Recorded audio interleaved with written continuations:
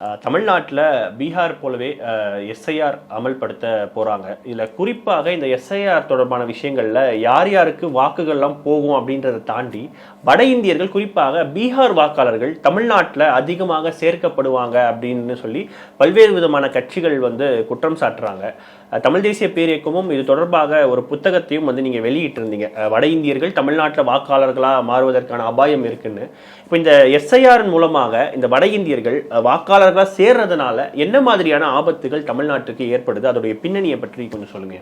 இப்போ இதில் என்னென்னா, முதல்ல விஷயத்த அவங்க தேர்தல் ஆணையம் அதை பூடகமாக பண்ணுறாங்க.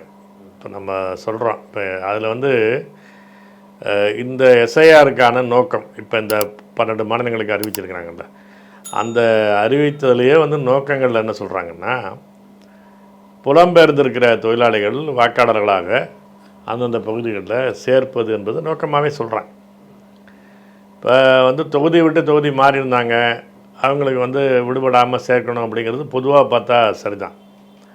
ஆனால் நம்ம நான் 2 வகையாக அதை நான் சொல்கிறேன்.